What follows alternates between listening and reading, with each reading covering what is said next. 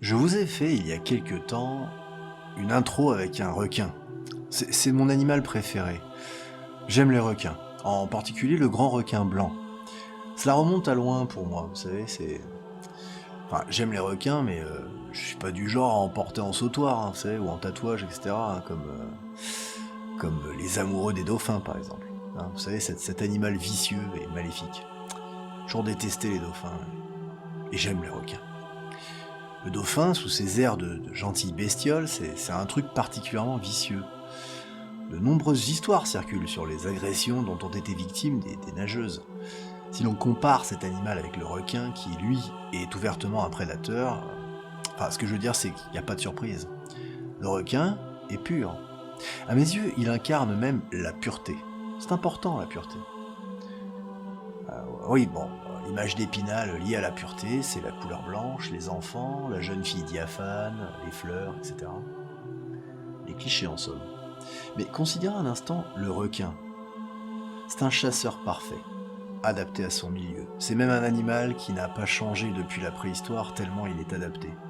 C'est donc pour moi un animal qui incarne la ligne pure, l'aérodynamique, la sauvagerie qui ne se montre qu'au moment opportun, la nage perpétuelle, la détection à distance. C'est une arme naturelle d'une très grande portée esthétique, sans compromis, inexorable. De toutes les créatures de Dieu, le requin n'est pas dans la demi-mesure. Il a été souvent calomnié, ne traite-t-on pas de requin un escroc mal avisé? Non, un escroc n'est pas un requin. Point de manœuvre sournoise chez cet animal incroyable qui sait lorsqu'il doit frapper. La pureté est à la base de la perfection évangélique. Le mot de sainteté, affirme saint Thomas, évoque aussitôt l'idée de pureté. Voulez-vous bâtir non sur le sable mouvant, mais sur la solidité du roc. Donnez comme assise à votre construction l'innocence de votre vie. Plus facilement, alors vous pourrez vous élever au fait de la justice. Vous savez que la première pierre de l'édifice est une bonne conscience, la fuite très soigneuse de tout péché, même véniel, et la recherche du plus parfait. Et de résister à ces dangereux attraits, elle alimente la flamme de la divine charité de peur qu'elle ne baisse et ne s'éteigne. Alors, me direz-vous, que vient faire saint Thomas d'Aquin, la pureté et les requins dans tous mes propos? Ce que j'essaie de vous faire passer comme message ici, c'est l'aspect, l'image, le miroir trompeur. Sous ces aspects dangereux, le requin rebute. Sous ses atours humanistes et égalitaires, nimbés de projets sociaux, la République séduit. La République, c'est le dauphin. Le combat pour la royauté, c'est le requin. Notez que, ironie du sort, le dauphin fut aussi un symbole prestigieux. Gageons que les temps ont changé.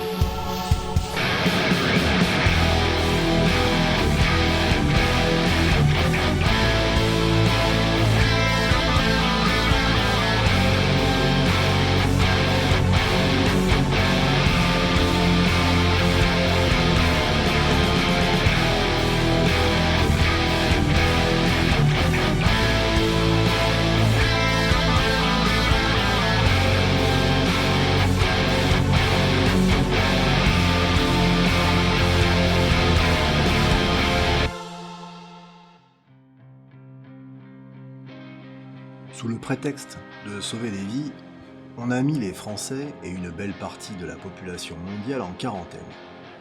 Et ensuite, on a pris des mesures dictatoriales afin de sauver la population. Combien nous ont déjà trompés avec des promesses de sauvetage tout en fourbissant les chaînes? Ces gens nous sauveront malgré nous car, vous voyez, nous sommes bien trop idiots pour savoir ce qui est bon pour nous. L'idéologie la plus crasse a remplacé le bon sens. Ainsi, comme j'en ai parlé dans ma dernière vidéo, au regard des écrits de Weishaupt, l'inversion des valeurs est de mise. La pureté n'a aucun sens en République. La compromission règne en maîtresse. Considérons donc tout cela, si vous le voulez bien. Nos dirigeants sont épris de l'idéologie des Lumières, donc de l'illuminisme. Nous pourrons remonter cette idéologie plus loin dans le temps, dans de futures émissions, mais gardons, si vous voulez bien, le milieu du XVIIIe siècle comme une sorte de date pratique, hein, histoire de pas trop se perdre. Le masque qui vous est imposé, le narratif de la pandémie, qui n'en est pas une, le durcissement des gouvernements à travers le monde, etc., cela converge vers un agenda, vers des méthodes pour faire passer le plan, le projet, hein, comme une nécessité. Voici un court extrait d'une conférence donnée par Anne Bressington. Anne Bressington, c'est une femme politique australienne. Elle dit la chose suivante. Les origines du mouvement environnemental, hein, vous savez, les Verts, etc., ont commencé en 1968 lorsque le Club de Rome a été formé. Le Club de Rome a été décrit comme un think tank de crise spécialisé dans la création de crise. Le but principal de ce think tank était de formuler une crise pour unir le monde et nous conditionner à l'idée des solutions globales pour des problèmes locaux. Dans un document intitulé « La première révolution mondiale », rédigé par Alexander King et Bertrand Schneider, on lit la chose suivante. En cherchant un nouvel ennemi pour nous unir, nous sommes arrivés à l'idée que la pollution, la menace du réchauffement de la planète, les pénuries d'eau, la famine et d'autres choses du genre seraient à la hauteur. Bien entendu, tous ces dangers seront causés par une intervention humaine qui exigerait une intervention mondiale. Alors, c'est dans une vidéo d'Anne Bressington qui a pour sujet les Nations Unies, le Club de Rome et l'Agenda 21. Nous reviendrons sur ces choses-là, bien évidemment, dans de futures émissions. Donc nous voyons là l'évocation du Club de Rome et de ce mouvement de défense de l'environnement, donc les notions de développement durable, enfin tout le narratif qui va avec, qui va nous donner plus tard Europe Écologie Les Verts d'ailleurs. Le Club de Rome n'est pas un petit club de pétanque basé à Rome, hein. Entendons-nous bien, ce sont des gens brillants qui œuvrent pour notre bien puisqu'ils se targuent de chercher des solutions aux problèmes mondiaux. Ils sont influents, ils avancent tranquillement puisque personne ne les connaît, car tout le monde, sauf votre serviteur, se soucie de ces sujets. Mais il va falloir vous en préoccuper assez rapidement, car eux sont aux affaires depuis un petit bout de temps. Il faudrait un nouvel illuminisme. C'est ce qu'a déclaré Ernst Ulrich von Weizsäcker. Il est le coprésident du Club de Rome, actuellement. Son objectif est, dit-il, de trouver un nouvel équilibre dans la gestion des ressources. Le propos a été tenu le 22 mars 2017 lors d'une conférence internationale au Vatican au sujet de la reconstruction des valeurs de l'eau pour un monde assoiffé. Cette référence à l'illuminisme fait penser bien sûr aux Illuminati. C'est pas moi qui l'ai dit, c'est Weizsäcker. Il n'est pas inutile d'expliquer ce dont il s'agit et de montrer la cohérence de cette philosophie avec un club de Rome, dont l'existence est peu connue, comme je vous le disais. Et d'ailleurs, incidemment, il était co-organisateur de cette conférence au Vatican. Alors, on peut se dire que c'est juste une jolie formule pour faire parler dans les médias. Enfin, personne ne relaie les réunions du Club de Rome. Je sais pas si cherchez dans les médias, si vous en trouvez, vous me faites signe. Et même lorsqu'elles se tiennent au Vatican, entre autres sous le patronage de la fondation Rockefeller. Le créateur du Club de Rome est un certain Aurelio Peccei. En avril 68, le Club de Rome a été fondé par les membres du groupe Morgenthau, lors d'une réunion dans une maison privée appartenant à Rockefeller à Bellagio, en Italie. La réunion a été organisée par Aurelio Peccei, un industriel italien qui avait des relations étroites avec Olivetti Corporation et Fiat. Il était administrateur de Fiat, si je me rappelle. Il prétendait avoir des solutions pour la paix et la prospérité mondiale. Et tout cela pourrait être accompli, comme d'habitude, par un gouvernement mondial. Le Club de Rome a été créé avec environ 75 grands industriels, des économistes, des scientifiques. Ils étaient membres d'environ 25 nations. Bien sûr, le groupe Bilderberg est impliqué là-dedans, le club de Rome et le groupe Bilderberg sont main dans la main, et ils sont pilotés par le fameux comité des 300. Je n'en parlerai pas ce soir, pas trop vous embrouiller, mais je pourrais vous en parler plus tard.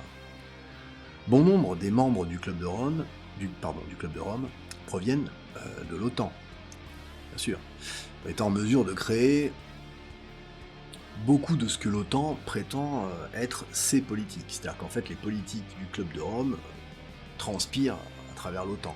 Bon. Et tout cela grâce à un certain Lord Carrington. C'est pareil, nous ferons des portraits plus avant, mais je ne veux pas noyer le propos. En réalité, ils ont créé une sorte d'opposition contrôlée au sein de l'OTAN, avec une faction politique plutôt de gauche et une faction de droite. C'est un procédé assez commun finalement. Et d'ailleurs, tout cela est très bien expliqué dans un ouvrage extrêmement controversé du docteur John Coleman sur l'histoire du comité des 300, que l'on peut trouver assez facilement en PDF, en langue anglaise bien sûr.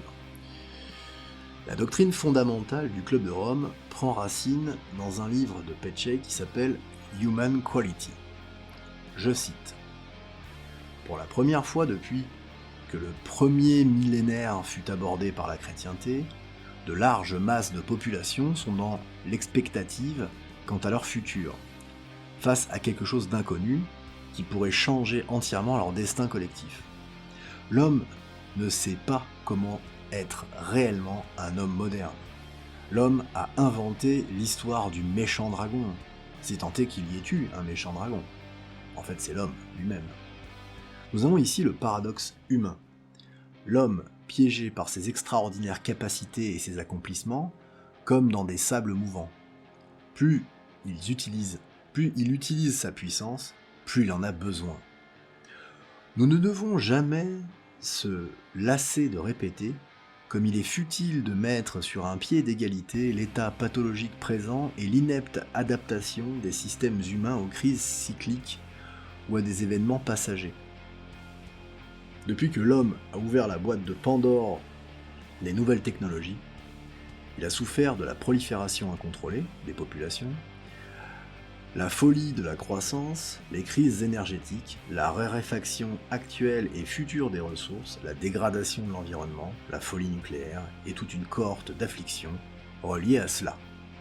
Fin de citation. Il faut noter ici comment Petchay essaye de nous faire passer cette fameuse pilule. Nous ne sommes pas en face d'une crise cyclique, un bouleversement que l'homme traverse de manière régulière, etc. Non, nous sommes devant un événement exceptionnel. C'est intéressant. Il sera difficile à faire avaler, je vous le concède, à tous les chantres de la défense de l'environnement que leur mouvement, que leur bonne volonté, que leur énergie, tout cela ont été à l'initiative d'une bande de bureaucrates bien éloignés du modèle écolo à vélo. C'est à mourir de rire, n'est-ce pas? Moi en tout cas, je goûte ce paradoxe. Le Tavistock Institute, Stanford Research Institute, l'Institute for Social Relations, en fait, tout le spectre complet des instituts spécialisés en psychiatrie appliquée ont des délégués au directoire du Club de Rome, ou agissent comme conseillers et ont joué des rôles clés dans les plans du Club de Rome. Aurelio Petchay aurait en fait confié à l'un de ses amis qu'il se sentait, je cite, comme Adam Weishaupt réincarné. Incidemment, cet ami était Alexander Haig, qui a participé donc à la guerre de Corée puis au Vietnam, avant de devenir le conseiller politique auprès d'Henry Kissinger, qui était chef de cabinet à la Maison Blanche sous Nixon et Ford en 73 et 74. Puis, il a été secrétaire d'État, toujours Haig, secrétaire d'État dans l'administration du président Ronald Reagan de 81 à 82. Et il a également été, de 74 à 79, commandant des forces de l'OTAN en Europe. À vrai dire, Péché a laissé une très grosse empreinte sur le monde. Même, peut-être même grâce à lui, hein, par effet indirect, des mers verts, comme à Bordeaux. Et ben, en France, oui. Curieusement, ils n'ont de vert que le nom, enfin. Moi je me considère comme quelqu'un qui veut protéger la nature. Mais je ne suis pas un illuminé de Bavière. Hein. Je ne suis pas, comme eux, un fervent anti-catholique. Voilà. Je vous remercie de m'avoir écouté. Je vous donne rendez-vous au prochain épisode de cette incroyable aventure qui est la nôtre. En tout cas, moi je goûte cette aventure. Car, ne soyez pas désespérés. Exposer ces gens à la lumière de la vérité n'est pas vain, comme il n'est pas vain d'avoir ses connaissances en tête. Partagez mes vidéos. Je sais que parfois cela peut coûter des amitiés ou des relations.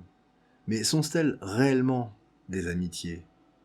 Un ami est quelqu'un qui vous veut du bien et vous fait confiance. Soyons plus intelligents que la façon dont nos ennemis veulent bien nous dépeindre. Vertu, pureté, charité, honneur, droiture, ce ne sont pas des mots vains et des concepts creux. Ils résonnent dans les siècles. Et les hommes et les femmes à qui nous nous adressons peuvent les reconnaître, car ils sont remplis de la vérité. Lettre de saint Paul aux Romains, chapitre 1, verset 18. En effet, la colère de Dieu éclate du haut du ciel contre toute impiété et toute injustice des hommes qui, par leur injustice, retiennent la vérité captive. Merci de m'avoir écouté. Partagez, likez, commentez. J'adore avoir des commentaires, j'adore discuter avec vous si vous le voulez bien. Alors, vive la contre-révolution, vive Condé, Dieu, le roi, la France en somme. Soyez royalistes.